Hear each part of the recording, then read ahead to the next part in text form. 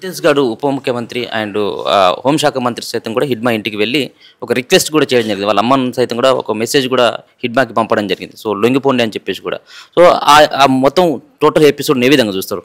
అంటే ఒక వైపున లొంగిపోండి అని వాళ్ళ అమ్మను కలవడం ఒక వైపున జరుపుతూనే, ఇంకొక వైపున వాళ్ళు భద్రత కల్పిస్తే మేము లొంగిపోవడానికి సిద్ధమే అని వీళ్ళు అంటున్నప్పటికీ కాల్చి చంపడం అని అంటే ద్వంద్వనీతి అనేటువంటి దీన్ని బట్టి అర్థం చేసుకోగలుగుతాం.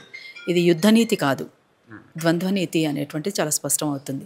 ఇది సరైంది కాదు. అసలు ఆ తల్లి గోడు వింటుంటే ఎవరికైనా కడుపులో బాధగా ఉంది. అసలు ఒక్కతైపోయింది, అందరినీ పోగొట్టుకుంది తను. అడవినే నమ్ముకున్నటువంటి ఆదివాసీ బిడ్డలు కోరుకుంటున్నటువంటిది ఏంటి? అడవి మీద మాకు హక్కు కావాలి అని. అడవి లేకపోతే, వాస్తవంగా అడవే లేకపోతే మనం లేము. ఈ మాత్రమైనా ఇట్లా గాలి పీల్చుకుంటున్నామంటే అడవులు ఉన్నందువల్లనే. అడవులు ఈ మేరకైనా బతికున్నాయి అంటే ఆదివాసీలు ఉన్నందువల్లనే. అందుకని ఆదివాసీలు ఏమైపోతే మాకేమిటిలే అని పౌర సమాజం అంతా ఆలోచించకుండా, అడవులు ఏమైపోతే మాకేమిలే అని అనుకుంటే ఆక్సిజన్ పెట్టుకొని ఉండాల్సిన పరిస్థితులు వస్తాయి. ఇంకా అట్లా ఎంతకాలం బ్రతకగలుగుతాము? అందుకనే ఖచ్చితంగా సమాజం అంతా ఆలోచించాలి. ఇక్కడి దాకా వచ్చింది మీ దాకా రాకుండా ఉండదు ఏది ఏమైనా కానీ. ఎందుకంటే ఎక్కడో ఒక చోట ఏదో ఇబ్బందులు కలుగుతాయి. ఇబ్బందులు అయినప్పుడు మాకు ఇబ్బంది అవుతుందని చెప్పేసి మనం అడుగుతాము.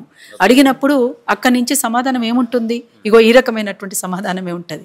అందుకనే ఇది చాలా బాధాకరం ఇప్పుడు జరుగుతున్నటువంటి పరిణామాలు.